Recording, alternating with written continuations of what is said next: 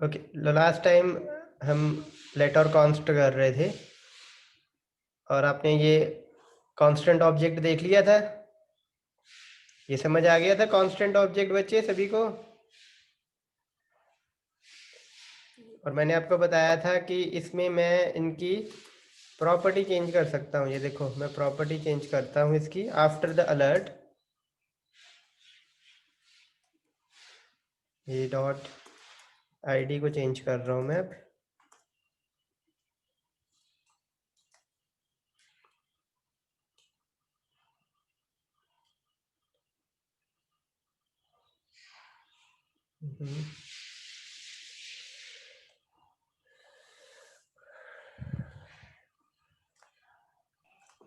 और कोशिश करो अपने नाम के आगे बच्चे रोल नंबर लिख लो, ताकि आपको मैं देख के ही आपको अटेंडेंस फिल लगाने की, ऐसे बोलने की ज़रूरत नहीं पड़ेगी। ठीक है, फ्रॉम द नेक्स्ट लेक्चर कोशिश करो आपकी नाम के आगे रोल नंबर लिखा हुआ आपका। तो ओके, तो यहाँ पर हम आईडी देखते हैं क्या आती है, और उसके बाद आईडी चेंज करने के बाद मैं आपको बताता हूँ कि आईडी क्या आती है। रिफ्रेश करते हैं, देखो 1, नेक्स्ट टाइम इज़ 101। लेकिन अगर हम अब पूरे का पूरा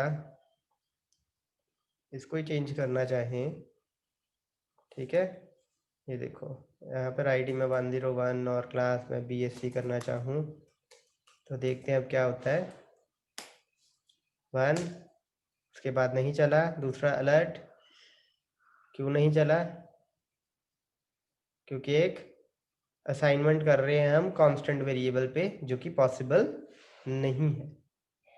ठीक है, तो आप एरे और ऑब्जेक्ट को उसके इंडेक्स या उसकी प्रॉपर्टीज़ को चेंज कर सकते हो, सारी की सारी को भी चेंज कर सकते हो, किसी एक को भी चेंज कर सकते हो, लेकिन कंप्लीट असाइनमेंट आप दोबारा नहीं कर सकते। ठीक है, और वेरिएबल में तो होती ही एक वैल्यू है सिर्फ, जो आपका प्रिमिटिव वेरिएबल होगा, तो उसमें आप दोबारा असाइनमेंट नहीं कर सकते। So this is your const. Clear है? मोस्ट ऑफ द पार्ट हमने लास्ट लेक्चर में कर लिया था, ये थोड़ा सा बस बाकी था जो मैंने आपको भी दिखा दिया है। So is it okay? Is it clear?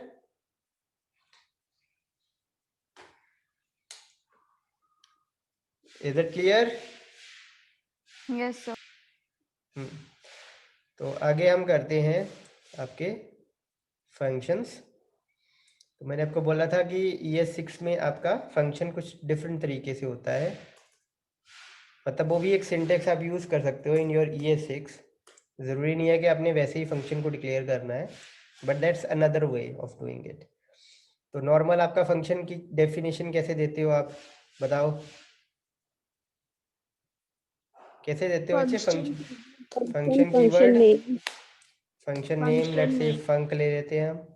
Okay, parenthesis के बीच में आर्ग्यूमेंट देन वर्ड। ठीक है, यहाँ पर आप आपकी स्टेटमेंट लिखते हो। ठीक है, यहाँ पर आपके आर्ग्यूमेंट्स आ जाते हैं कॉमा से सेपरेट होके, यही आपका होता है ना सिंटेक्स। यहाँ पर रिटर्न स्टेटमेंट भी आ सकती है अगर आप चाहो तो। Is it okay? Yes sir. ऐसे ही होता है। और बच्चे अगर सिंगल लाइन हो, मतलब एक ही लाइन हो, एक ही स्टेटमेंट हो, तो आप ऐसा भी करते हो, ये कर्ली ब्रेसेस हटा देते हो। सिंगल स्टेटमेंट, अगर एक ही स्टेटमेंट होती है, चलता है ना ये सिंगल स्टेटमेंट के लिए भी। Yes sir. जैसे सपोज मैं यहाँ पर सिर्फ अलर्ट करता हूँ, अलर्ट सिंगल लाइन फंक्शन, तो यहाँ पर कॉल करते हैं फंक्शन को, फंक है। ठीक है, एक सेकेंड, 43 पे, एक सेकेंड, इसको ब्रेक इट से करके देखते हैं फिलहाल। ओके, ओह, और वो तो एरो फंक्शंस में, एक सेकेंड, एक सेकेंड, एक सेकेंड, इसको अब ये हमारा ES4 का हो गया ये। ठीक है, अब मैं ES5 का आपको दिखाता हूँ। पहले ES5, तो ES5 का सिंटेक्स कुछ ऐसा होता है, वेर यहाँ पर आप फंक्शन का नाम देते हो, func फंक्शन। ठीक है, यहाँ पर इसके आर्ग्यूमेंट्स आ जाते हैं और उसके बाद आप इसको ब्रेसेस में जो चाहो आप लिख सकते हो। अलर्ट ES5 कर देते हैं यहाँ पे और अब इसको कॉल करते हैं और इसको कर देते हैं कमेंट। ठीक है, let's see.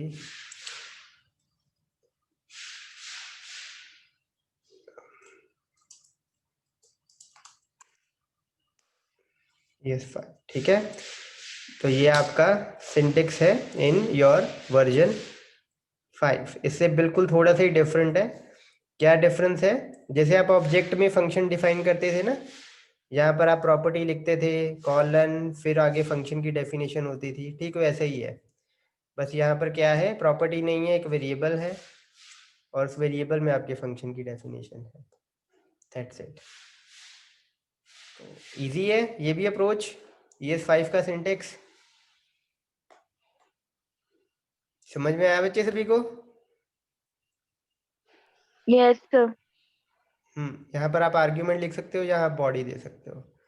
Now the last जो आपका ES6 में अब है वो देखते हैं। ES6 में आपका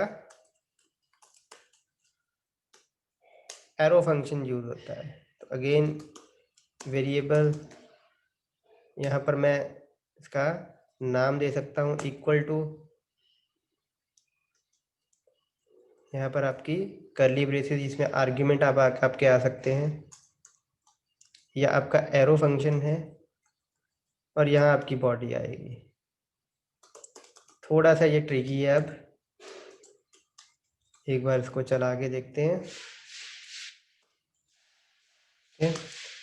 लेट्स रन दिस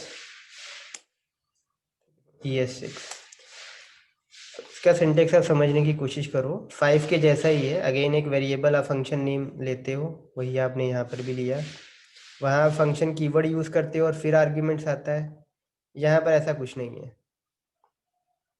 यहाँ पर बस आप कर्ली ब्रेसेस सर्कुलर ब्रेसेस लगाते हो।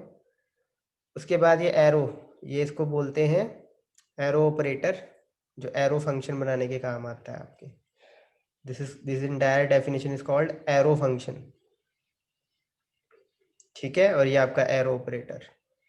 एरो ऑपरेटर जो आप C++ में या C++ में यूज करते थे, उसमें आपका हाइफन और फिर ग्रेटर देन का साइन होता था।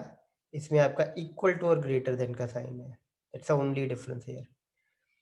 ठीक है, और यहाँ पर आपकी फंक्शन की बॉडी। तो आपका सिंटेक्स बेसिकली है var फंक्शन नेम, ठीक है, इक्वल टू, यहाँ आपके आर्ग्यूमेंट्स आ जाएंगे, फिर आपका एरो ऑपरेटर और फिर आपकी फंक्शन बॉडी। और यहाँ पर ऑब्वियसली आप बिना करली ब्रेसेस के भी इसको करने की कोशिश करते हैं। हम सेव करते हैं पहले, इट विल वर्क।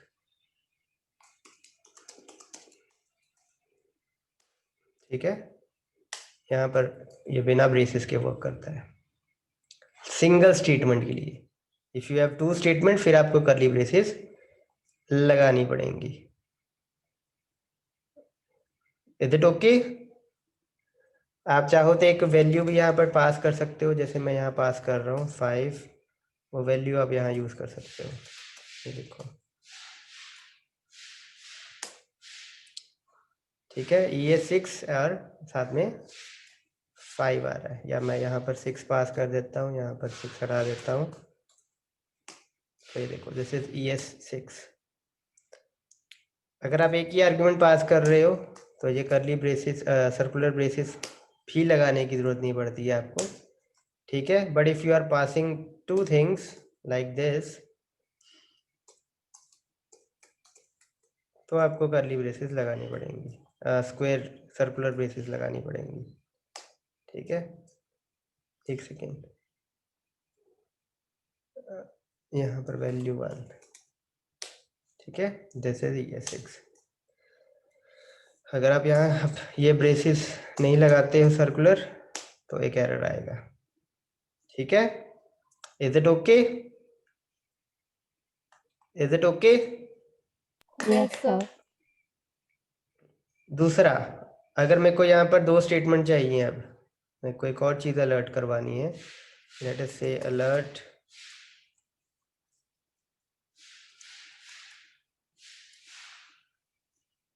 सेशन, ठीक है, और साथ में मेरे को वैल्यू 2 अलर्ट करवानी है अलग से। तो 2 स्टेटमेंट हैं, तो obviously you have to write it like this.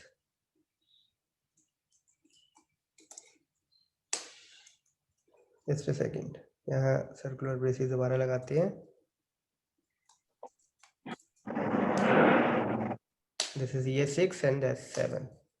अगर आप ये ब्रेसेस नहीं लगाते हो जैसे पहले हमने किया था, तो ऑब्वियसली,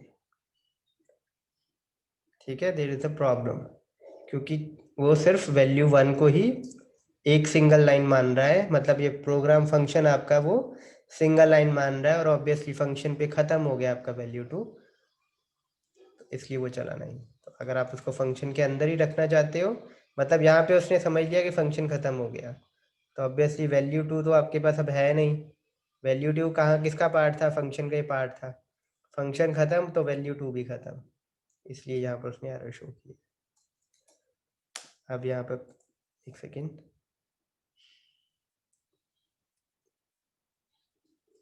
यहाँ पर अब सही चला, ठीक है। So this is all about it, your arrow functions. एक और चीज़ यहाँ पर मैं आपको बता देता हूँ। लेट अस से मैं यहाँ एक वेरिएबल लेता हूँ a, और एक और वेरिएबल लेते हैं हम b, ठीक है, और अलर्ट करवाते हैं हम, लेट से एक और वेरिएबल ले लेते हैं c, इसमें a प्लस b आएगा, ठीक है, और b को हम लेते हैं 100 ले लेते हैं।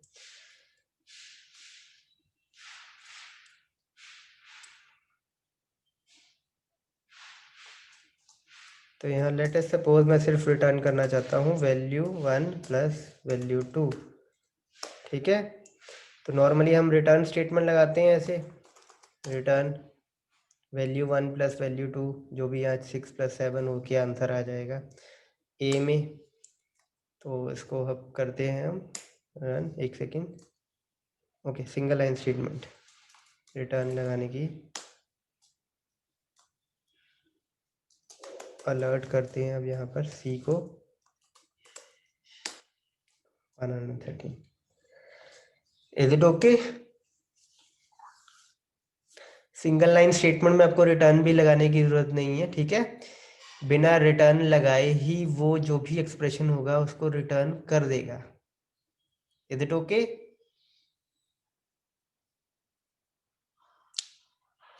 क्लियर है बच्चे? तो सिंटेक्स का फर्क था। दूसरा, इसमें सिंगल लाइन पे आप ब्रेसेस को ओमिट कर सकते हो, ये ब्रेसेस को। तीसरा, सिंगल लाइन होता है और आपने कुछ रिटर्न करना है तो आपको रिटर्न कीवर्ड लगाने की जरूरत भी नहीं है, बिना रिटर्न कीवर्ड लगाए आप रिटर्न कर सकते हो, ठीक है। और चौथा आपका ऑब्वियसली ये एरो ऑपरेटर, और ये कुछ वेरिएशंस कि अगर आपकी एक ही आर्ग्यूमेंट है तो आपको ये लगाने की ज़रूरत नहीं है, सर्कुलर ब्रैकेट। लेकिन अगर कोई आर्ग्यूमेंट नहीं है फिर ये सर्कुलर ब्रैकेट आपको लगानी पड़ेगी।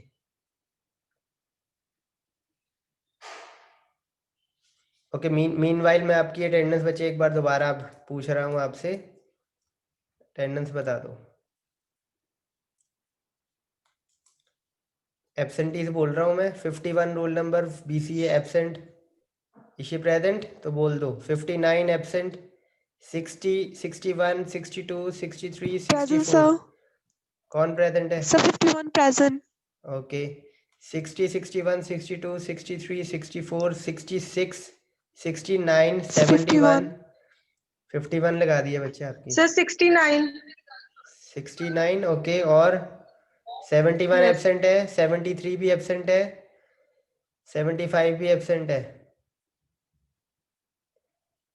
अब जिन्होंने अपने रोल नंबर अपने नाम में लिखे हुए हैं उनसे मैं गैच कर लेता हूँ। Okay, 70 roll number is also present, 71 is present, 68 is present,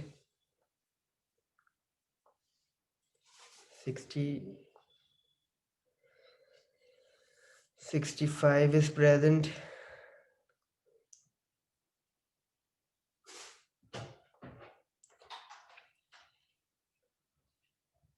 80 is present, 4 roll number of IT is present, 416।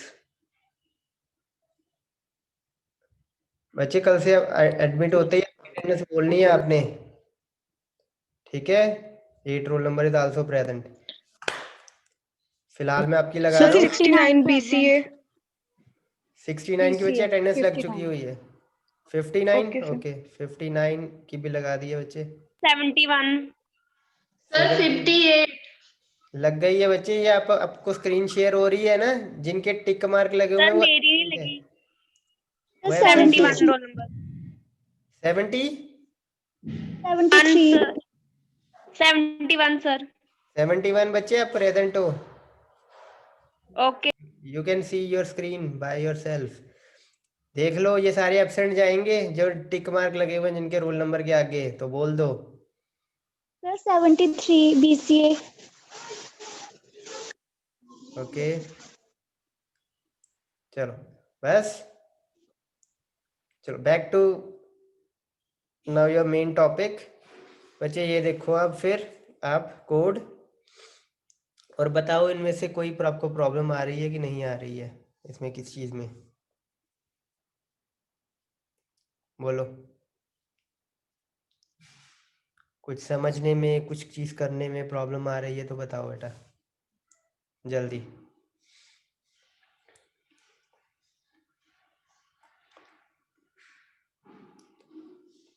Where function equal to, फिर जैसे आपकी फंक्शन बॉडी होती थी जहां पर आपकी आर्ग्यूमेंट आ जाएगी arrow operator body, that's it. Function name equal to set of arguments arrow operator function body.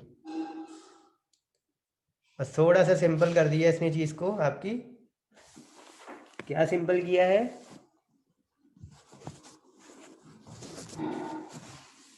कि सब कुछ आपका एक ही लाइन में आ सकता है अगर छोटा सा फंक्शन है आपका।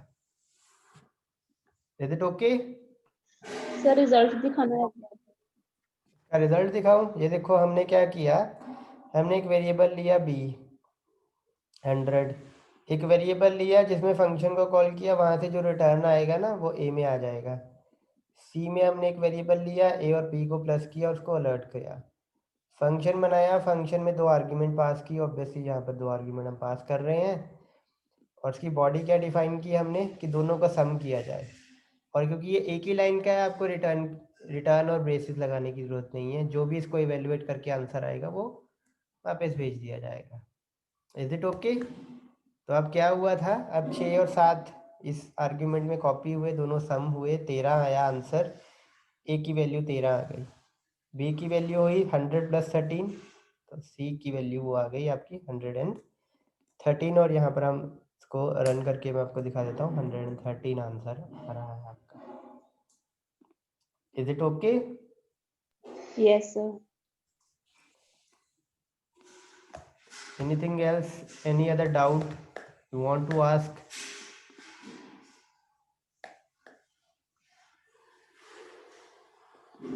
और बच्चे नेक्स्ट लेक्चर में अपनी अटेंडेंस ज़रूर बोलना। किसी की अब अटेंडेंस रह गई है तो बता दो फटाफट। I am again showing you IT, देख लो रोल नंबर 1, 5, 7, 11 एंड 12 ये एब्सेंट है आपकी क्लास में।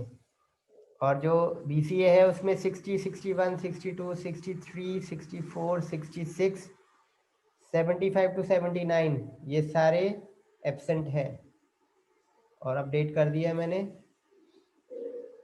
सुनाओ, आते ही अपनी अटेंडेंस लगवा लेना, या ज़्यादा कोशिश करना कि अपने नाम के साथ ही रोल नंबर लगा लो, ताकि मैं ऑटोमेटिकली आपकी अटेंडेंस मार्क कर दूँ। ओके, करें आगे बच्चे, अगर ये क्लियर है ये समझ लो अच्छे से, यही आपको यूज करना है आगे। मतलब कोई कंपल्शन नहीं है, you can use your ES4 syntax as well, लेकिन कई बार ये वाला सिंटेक्स आपके लिए ज़्यादा यूजफुल होगा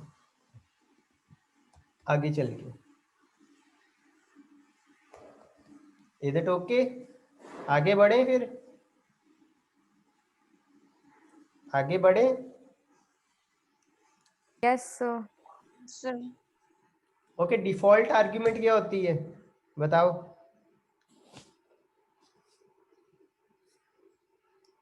व्हाट इज डिफॉल्ट आर्ग्यूमेंट बच्चे?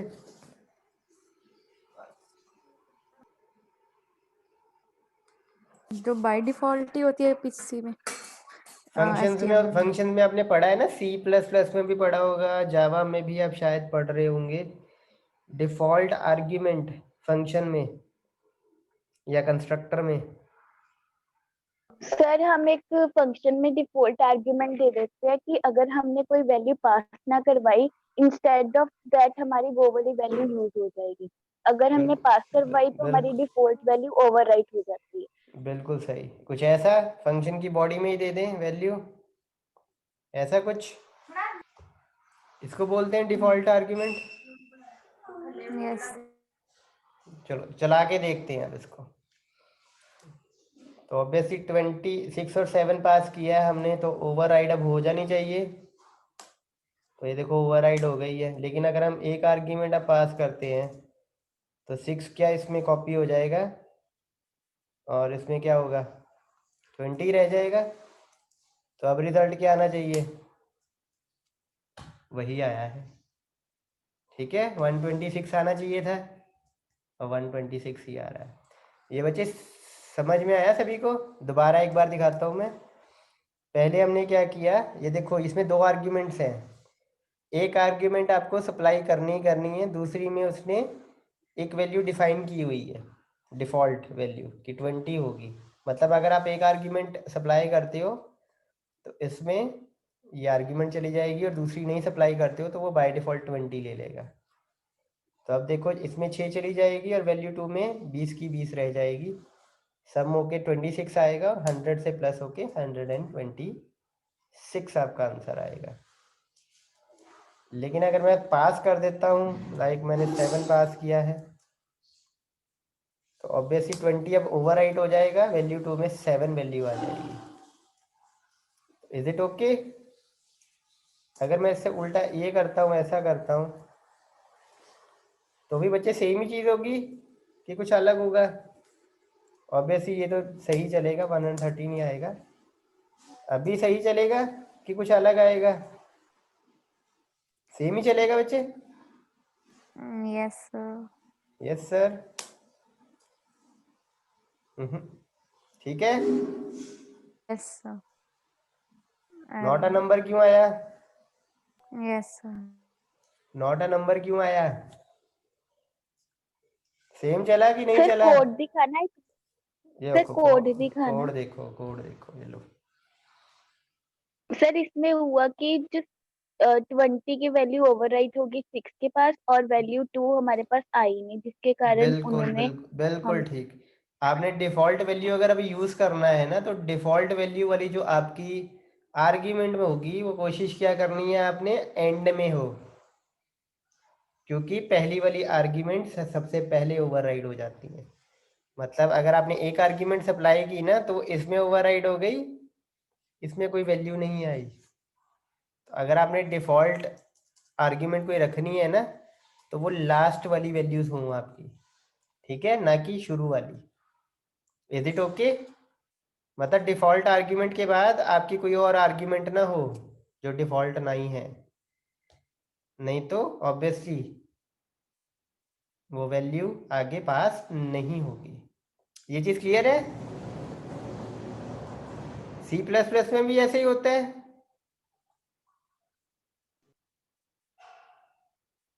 बोलो कि नहीं होता है C++ में ऐसा? सर ऐसा ही होता है। ऐसे ही होता है। चलो ठीक है, तो कोई कॉन्सेप्ट ये डिफरेंट नहीं है, सेम एज योर C++। वही कॉन्सेप्ट ही है आपका। Is it okay? कोई इसमें डाउट तो नहीं है? पूछ लो कुछ भी आपको प्रॉब्लम है अगर। एक तो आपका एरो फंक्शन और दूसरा हमने किया है डिफॉल्ट आर्ग्यूमेंट। दोनों केसेस दिखा दिए मैंने आपको डिफॉल्ट आर्ग्यूमेंट के। कोई भी डाउट किसी भी बच्चे का यू कैन आस्क।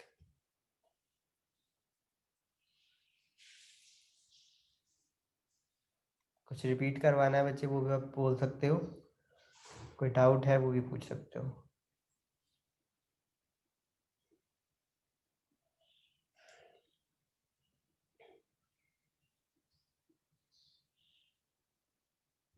कोई डाउट नहीं है? कुछ तो नो बोलो। सर।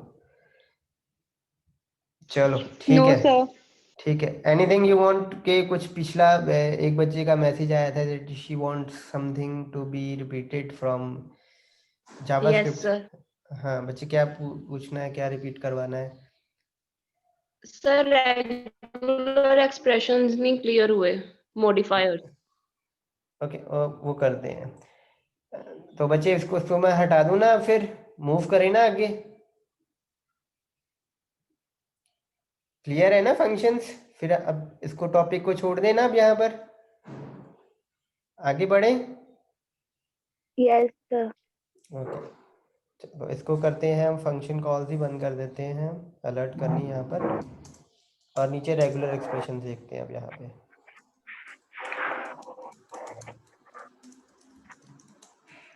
रेगुलर एक्सप्रेशन में कोई बेसिक से स्टार्ट करना है या बच्चे कोई स्पेसिफिक डाउट है आपका?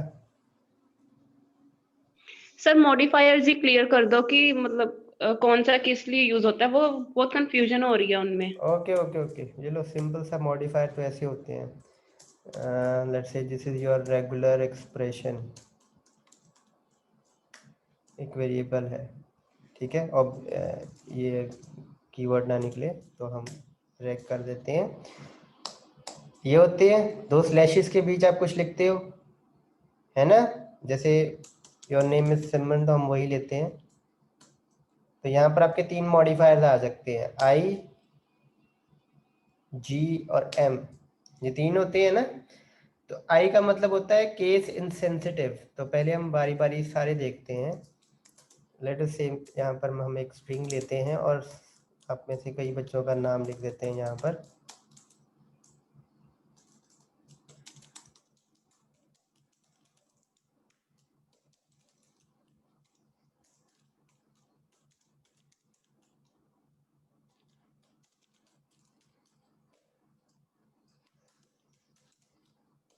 ठीक है, these are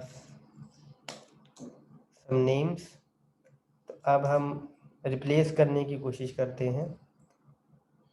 यहाँ पर एक नाम चेंज कर देते हैं